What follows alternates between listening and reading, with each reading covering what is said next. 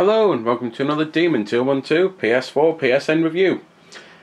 Whereas I could put the E3 vid up for the Xbox last night straight away because it came out in time, this came out at about 4 in the morning, so unfortunately I would have actually woke the whole street up reviewing it, so this one's been a little bit late. But it's one of those, as soon as they announced it I thought, yeah, this is something I'll play, and then for them to say, oh, and by the way it's out now, it was just like, oh, get in. I'm glad I had credit on the stores for once, because I'm pretty sure after last E3 I learned my lesson. It's just a shame that Nintendo didn't then follow suit and release something, unless they've announced it actually after their conference. Anyway, I mentioned in the Dead Rising one that I thought Microsoft's conference was good. I thought Sony's was amazing, I really enjoyed it, and now that I'm recording it after Nintendo's, I thought that was, I'm not going to say pathetic, but it wasn't much better than pathetic. It was very short, full of jokes, and not really full of any interesting content for stuff that we didn't already really know about. But anyway, now on to the actual vid, on to Entwined, which, it's an absolutely beautiful game. The whole point is, it's a bird and a fish who are lovers, and they can't be lovers because they're a bird and a fish. And you play through 9 lifetimes, and they combine together to make a dragon at the end of a lifetime, and it is just, it's very beautiful in all ways that it's done. It's a very artsy game, and it's the sort of stuff that I'm glad I've got a PlayStation for, because you never seem to see these sorts of games on any other system. At the start you've got the story mode, then you've got the challenge mode. I'll show both of them off.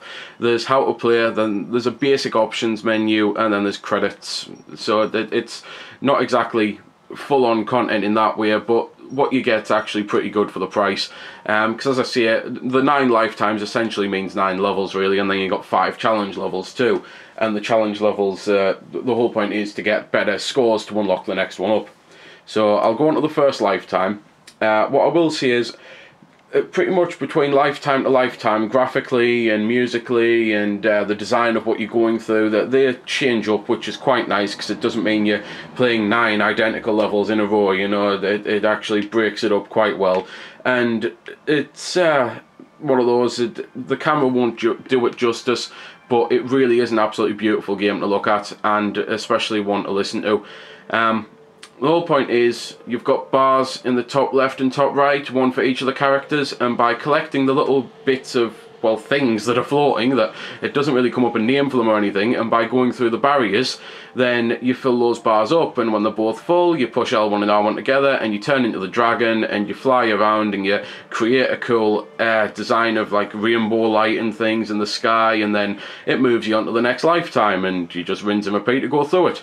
Now, a lot of people might think that this is a stupidly easy game. There's also a lot of people out there who are like the Broforce type thing, you know, the, oh, I don't play any game that isn't a shooter. Well, in order to try and help the developer sell this game to as many people as possible, think of this as actually your 2 massive mech spaceship things, flying into things, crashing into them, making them burn apart into debris, and if that doesn't work, then, well, I tried my best to expand the game to people who just pretty much play COD, and COD. It's one of those. It is a difficult game, simply because, as you might have kind of guessed, you control both at the same time. You use the left analog for one and the right analog for the other, and it does give you a bit of friendly advice at the start. It says basically keep the analogs permanently at the side, so basically the rims of the analogs, because it makes it easier to navigate. And controlling both at once is pretty difficult. Controlling both at once whilst talking about the game, reading notes and looking through a camera lens is virtually impossible. It's just one of those things that I'm having a great bit of difficulty doing both here.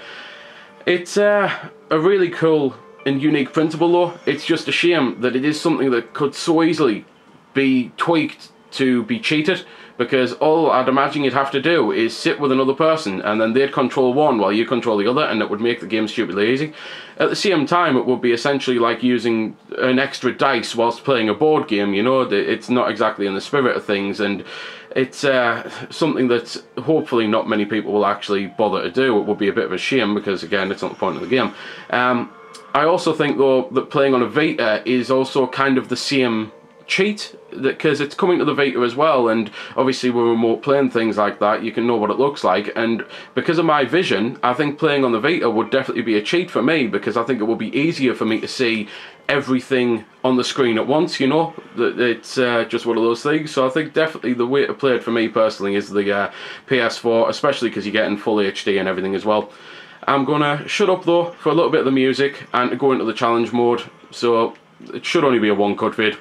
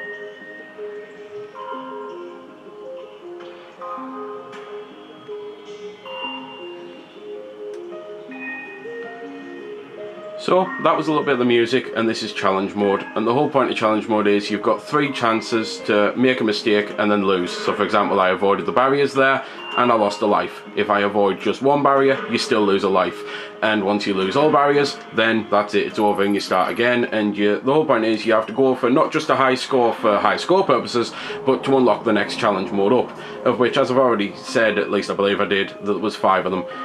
So I really can't think of anything else I can say about the game. As a genre, it probably is still close enough to class it as an Unreal shooter, even though it's not a shooter. If you like Unreal sort of games, then this should be right up your alley. If you like arty games, and if you like just beautiful graphics and serene music and things that'll chill you out at the same time as, in the challenge mode at least, frustrate the hell out of you, then it's definitely something I think you need to look at picking up, because it doesn't even cost the earth either, and it's something that I definitely think they've kind of hit on a kind of a new market here, and I'd love to see them do a second Entwined, or even just something of a similar concept, you know. It's definitely something I could see myself buying on day 1, which I'm glad I've done with this. It was a nice surprise from E3, seeing as up until E3 I don't think anyone knew anything about it, and then by the end of it, people had it.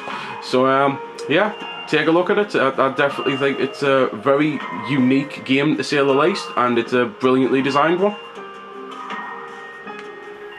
So there we go then. That's been the review. I hope you found it helpful.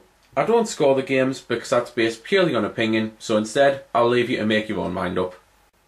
So thanks for watching, and if you've got any questions about the game that I didn't answer in the vid, or that hasn't been answered in the comments, then feel free to ask and I'll help if I can. Also, if you did find it helpful, don't forget to check out my channel, because there's plenty more like this up there, and don't forget to subscribe because there'll be plenty more to come as well. So until next time, this has been Demon212, signing off.